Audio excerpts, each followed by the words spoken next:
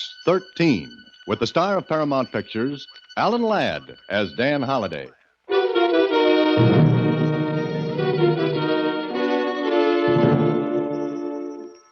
Box 13, care of the Star Times. If your advertisement, Adventure Wanted, will go anyplace, do anything, is bona fide, do this. Call Yorkside 89078 and ask for Dr. Ogden. Make an appointment with him. Then phone Madison 9548 and ask for Mr. Alexander. When you've done these two things, you will receive further instructions. I will wait until 3 tomorrow afternoon. Receive further instructions. I will wait until 3 tomorrow afternoon for your call. If you want money, I can arrange that. If you want adventure only, this will give it to you. There was no signature, so I assumed the letter was from the mysterious Mr. Alexander, who liked telephones. I was right. It was his nickel and $1 million worth of trouble.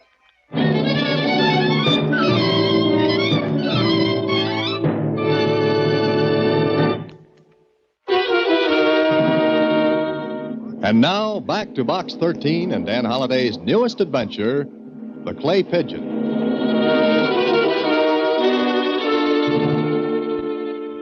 I wonder why you're to make an appointment with a doctor, Mr. Holliday. I don't know, Susie, but it's a very interesting letter. I'll tell you what, suppose you dial the first number for me, and we'll get in touch with Dr. Ogden. Uh-huh. Let's see, that was Yorkside 89078. When you get the number, ask for Dr. Ogden, Susie. Mm-hmm. Hello? Hello. Dr. Ogden, please. This is Dr. Ogden speaking. Oh, thank you. Just a minute. He's on the line. Answered the phone himself. Oh, thanks. Hello, Dr. Ogden. Yes. I'd like to make an appointment to see you. Today? Well, let's say at your convenience. Well, would tomorrow be all right with you? Fine. What time?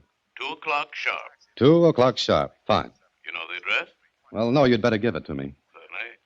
7869 River Lane Terrace. Oh, just a second. Susie. Uh-huh. Take this down. That was 7869 River Lane Terrace. Yes, that's it. Okay, tomorrow at 2 then. I'll be waiting for you. Oh, just a second, Doctor. Yes? Don't you want to know who I am? No. I prefer to find it out my way. Goodbye. What'd he say? I don't know, but it sounded like I prefer to find it out my way. Well, what's he mean by that? I wish I knew. Let's call that other number, Madison 9548. Want me to get it for you? Might as well. There's no fun being on first base if there's a chance of scoring. Go ahead. Now, what kind of a doctor prefers to find out the names of his patients his own way? Hello? Mr. Alexander? Yes, who's this? Just a second. Here he is, a party of the second part. Oh, okay. Hello, this is Box 13, Mr. Alexander. Oh, yes. Did you call Dr. Ogden? Yes, I did. I have an appointment with him for 2 o'clock tomorrow afternoon. Good. Will you keep it? Well, that all depends on what's going to happen next. I think you'll like it. Now, can you remember a name and a message? Well, I think so. I've remembered my own name for a long time. Good. Here's the name. Listening? I'm still here. Matthew Carey. Did you get it? Matthew Carey, right? Yes. Now, remember this. The dead shall not stay dead. Did you hear it? I thought you said the dead shall not stay dead. That's correct. It's not difficult to remember. You're right, Mr. Alexander. But now that I have the name Matthew Carey in the message, what do I do with him? I think you'll know what to do when you see Dr. Ogden. Goodbye. Hey, Alexander. Hey. He hung up, huh? Yeah, he hung up. Susie, this is either a big rib or it starts out as one of the craziest chases I've ever had. Well, all you can do is see Dr. Ogden tomorrow at 2. Yeah, see Dr. Ogden tomorrow at 2. Okay, Susie, hung for a sheep as well as a lamb. Dr. Ogden will see me tomorrow. So, the next day at 2 o'clock sharp, I pushed a bell button underneath the neat little brass plate that said Dr. Ogden. I waited, and the door clicked and swung open by itself. I stood in a dimly lighted hall. I was getting accustomed to the lights when the door closed behind me. Then I heard... Please come down the hall. Where are you? Second door to your left as you walk this way down the hall away from the front door. Please come in. Oh, thank you.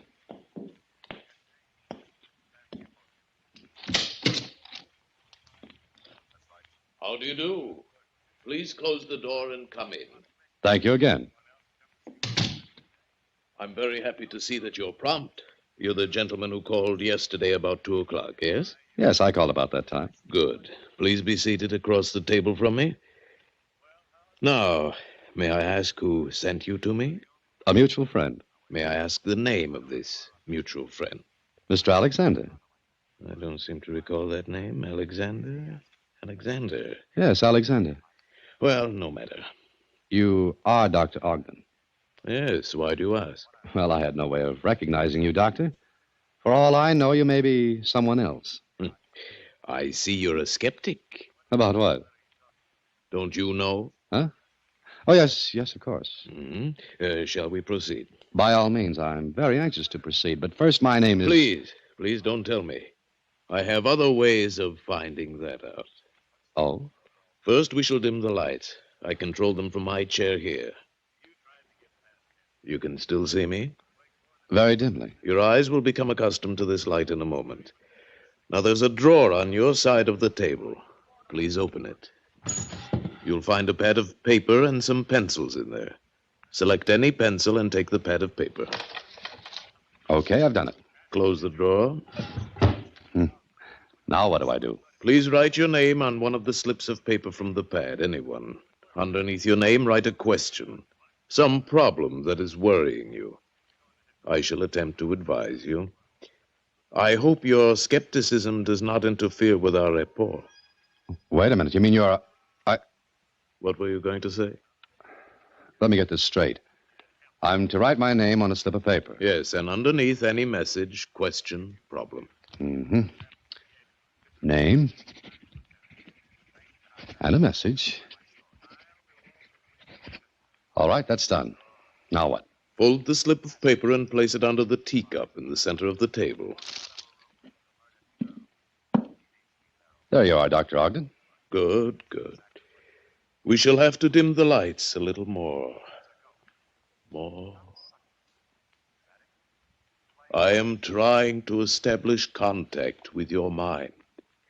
I am trying to feel the psychic rapport between us.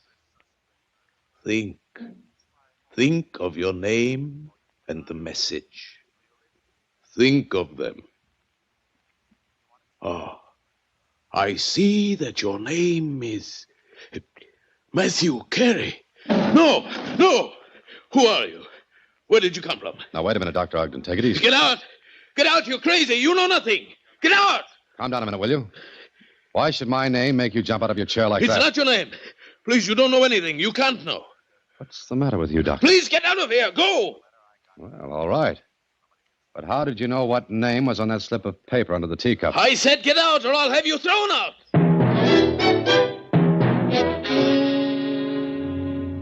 Well, an invitation like that, what else is there to do? I left Dr. Ogden feeling a little as though I'd struck a match and a house a mile away went up in flames.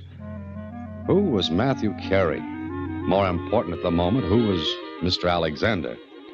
I stepped into a drugstore on the way back to my office. Dialed Madison 9548. No Mr. Alexander. It was a payphone in a market. It seemed that Mr. Alexander had sat patiently waiting for my call to him. Later in my apartment... Hello? Mr. Holliday? Mr. Alexander. Yes. Which market are you calling from now? So you called back, eh? Yes, I called back. Look, Alexander, if it was your intention to frighten Dr. Ogden out of his next 10 years, you did. It was my intention, Mr. Holliday. Wait a minute. You know my name, my telephone number here at my apartment. How come? I saw you go into Dr. Ogden's. When you came out, I followed you. Very simple. Elementary. Okay, suppose we go to a little higher learning now. Who is Matthew Carey? And why did that name and message frighten Ogden out of his wits? Are you interested, Mr. Holliday? I think so, Mr. Alexander. But I'd like to know what the game is. Will you go on with it? I'll admit it has its points. Good. Well, then, you saw the reaction the name and message got from Dr. Ogden. The electric chair would have been a little less irritating to him. Then play along. He'll undoubtedly come to see you or try to contact you in some way. See him, talk with him. But whatever he says or does, Mr. Alexander, that is the simplest thing in the world for me to do because I haven't the least idea what it is I'm doing. When he contacts you, be mysterious. Pretend you know something. What makes you think that I'm that good an actor? Please do it. You won't be sorry. I still think it's a rib, a joke. Oh, it is, Mr. Holliday. But the joke is on our friend Dr. Ogden. Oh, he's not laughing. He doesn't have a sense of humor. But will you play along for just a little while longer? If you'll tell me one thing. And what's that? Where does it all end? And what good is it doing you? I'm not sure where it will end. As for the good it does me, it will keep me from being killed. Good night.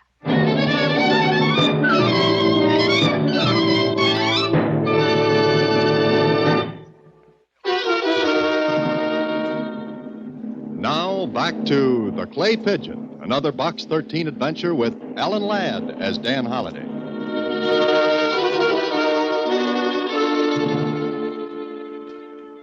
Well, Mr. Alexander's last words sat me up straight. I wanted to go to the police, but with what? I'd never seen Mr. Alexander, and as far as I knew, he had a lot of nickels to put in phone slots. He'd never give me a chance to trace a call. So I sat tight and waited. And I didn't have too long to wait because that same night... Yes, who is it? Dr. Ogden. Mr. Holliday, may I see you? Oh, Dr. Ogden. Just a second. How did you find me? Psychic rapport? No, I followed you earlier this afternoon. Oh, did you have company? Company? Skip it. There's something on your mind, Dr. Ogden? Yes. Look here. Why did you come to me this afternoon? Maybe because of Matthew Carey. How did you know? Who are you? You followed me here. You came to my apartment. You ought to know my name. Yes, Holliday, but that isn't your real name. For heaven's sake, man, will you please talk? I'd like a little time to think it over. Then you haven't gone to the police? No, I haven't. You want me to? Are you crazy? How much do you think I know, Dr. Ogden? Look, Holliday, or whatever your name is, I'm willing to pay you to keep quiet. You must realize, of course, I don't have to pay you a cent. Oh, of course you don't. But I want no bad publicity. Be bad for my business. Now, how much? I told you I want some time to think it over. How long? I'll let you know when I'm ready to talk business with you. Meanwhile, you'll not go to the police? No, Dr. Ogden, I won't go to the police. Thank you. I assure you, Mr. Holliday, you won't be sorry. I hope not. Now, good night, Dr. Ogden. Good night, and you will let me hear from you. I promise just as soon as I come to a conclusion. Then, good night. For a moment, I stood there after Ogden left. I listened to make sure he'd gone. Then I stepped out into the hall and down the stairs into the lobby. Ogden was out of sight. But to make sure, I asked the clerk. Yes, I saw him, Mr. Holliday. He's gone. Thanks. There was no one with him. I didn't see anyone. Okay, I'm going to step outside for a minute and be right back. Hold any calls that come. Yes, sir, Mr. Holliday. There was no one in sight on the sidewalk. The traffic was thin. I was almost sure that Ogden hadn't come alone. Why, I don't know. But I walked a little piece down the street. I was about 50 yards away from my apartment building when... Mr. Holliday. Huh? Who is it? Alexander. Where are you? This doorway. I didn't want Ogden to see me. Please come here. Come on out. Let me take a look at you. No, I've got to be sure Ogden doesn't see me. He's gone. I can't take the chance. Now, please come here. I want to tell you something. All right. Okay, what have you got to tell me? This. Feeling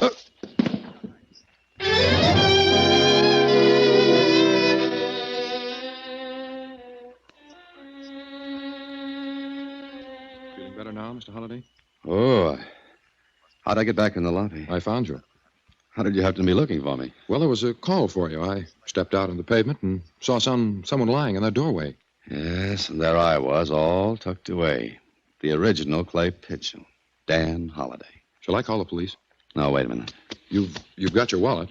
My watch, my change, my ring. There's nothing missing? No, not a thing missing. Well, that's funny. The word you want is peculiar. It's anything but funny anymore. But I would like to know why he slugged me and then left me with all my money and...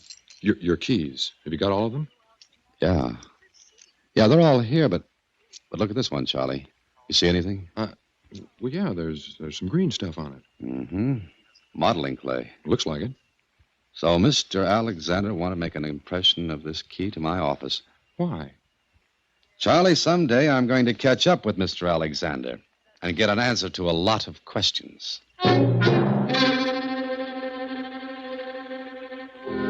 What did Mr. Alexander want in my office? The only way to find that out was to go there. I called Susie, got her out of bed, and an hour later met her at the office. Gee, I was scared when you called, Mr. Holliday. Yeah, but I needed you to take a look around this office. See if anything's missing. You take that side of the room, Susie. I'll come over here. But there's nothing here worth stealing. File cabinets are still locked. None of them forced? They don't look like it. Open them and look inside. All right.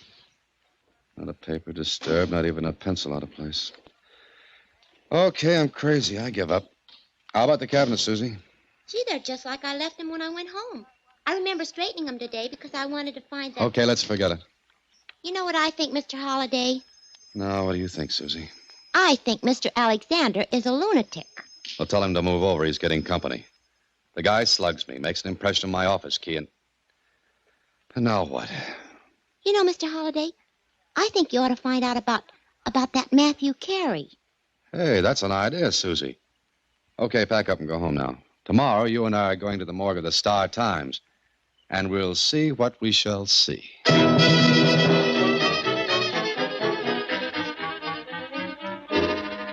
It took Susie and me the better part of 2 hours to dig through old files. But finally, we came up with something. Susie read a paragraph to me. A paragraph from a Sunday supplement. The murder of Matthew Carey has never been solved. The only suspect was Marvin Smith, who disappeared mysteriously and has never been located. Carey and Smith were partners in a mind-reading and psychic act, and they... Hold it, Susie. Does that give you a hint? More. It tells me Dr. Ogden's real name. Marvin Smith.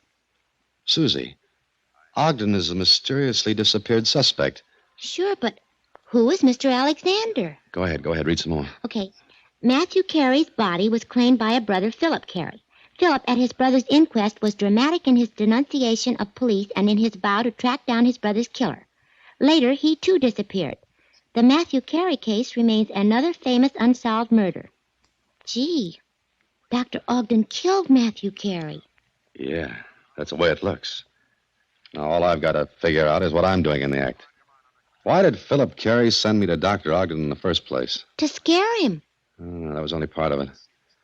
Obviously, Susie, Carey, or Mr. Alexander, as I shall fondly remember him, wanted to make Ogden think that someone was on to him. But why pick on me?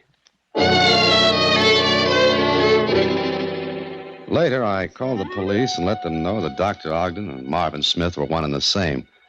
Or at least I thought they were.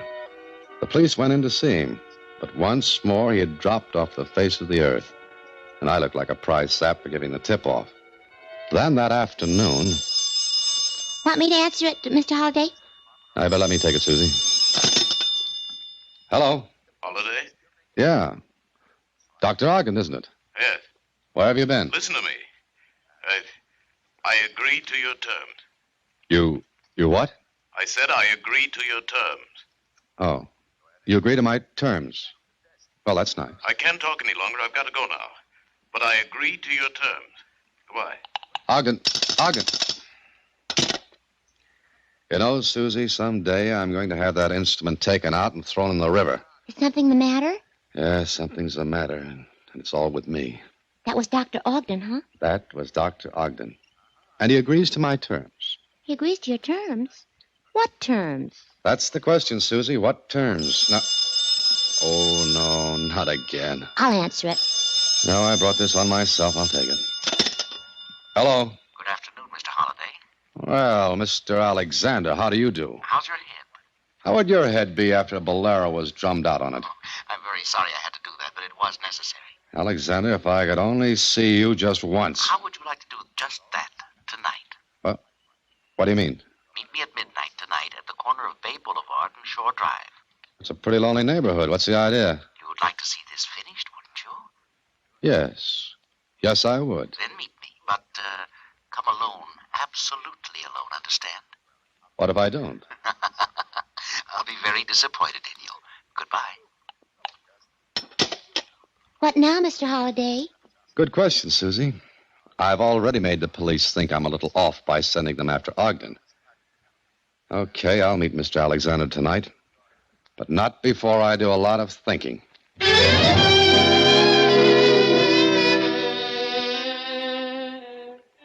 So I thought, and made up my mind to meet Alexander. But I also made up my mind to get there ahead of time. So I drove to within 3 blocks of Bay Boulevard and Shore Drive, parked, and began to walk quietly. I stayed in the shadows and made sure I wasn't being followed. Then I saw him. A man crouched behind a billboard. Someone had the same idea I had. Get there early and avoid the rush. Well, at last I was going to meet Mr. Alexander, but not face to face. I crept up in back of him and... Easy, Alexander. Take it easy. Holliday. Huh? Ogden. Please. I was going to meet you as you asked. I was just seeing if everything was clear. Meet me? At Bay Boulevard and Shore Drive? Yes, that's what he said. I said? Let that go for a minute. Why are you waiting a block away from the corner? Why, I told you I just wanted to see if all was clear. Hold still a minute. Oh, nice gun you've got here, Dr. Ogden. Was I going the way of Matthew Carey? No, I swear it. Look, see? I brought the money. $5,000, as you said in your letter. Letter? What letter? This one. Give it to me. And stand a little distance from me. Do you want more? I'll get it. Only please, don't kill me. Please. Shut up. Was this letter sent to you? Yes, Why are you asking that? Now I get it. I think. Huh? Look, Ogden, it's still 20 minutes before midnight. You're going to do what I say. Walk to the meeting place. I'll join you at midnight, and you pass over the money. But I'll keep your gun just in case. What are you talking about? You'll do as I say, or we'll go to the police right now. Mr. Marvin Smith. Smith? Oh, that hit home, didn't it? Okay, we wait 10 minutes, then you start toward the meeting place.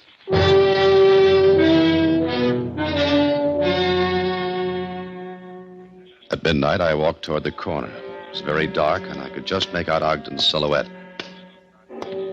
Holliday. Yeah. Now, remember what you're to do. Hand me that package of money. Yes, here. Now, as I walk away, I'll fire your gun. I'll drop to the pavement. You stand right there. Get it? Yes. Okay. Here goes.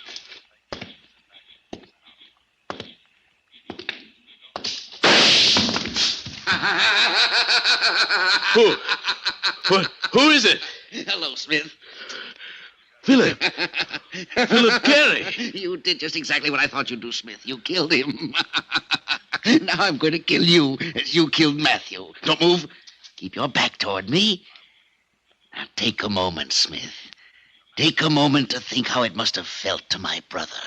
But now... Drop that gun, Carey. Drop it. You dirty meddler. Ogden, quick, down, drop. Oh. You shot him, Holliday. Just in the hand. Oh, killed Matthew. Let me get at him. The police will take care of him and you. And I'll be glad to see it. Because I don't like being a clay pigeon. Now, let's get going, both of you. I've got to explain a few things to my secretary.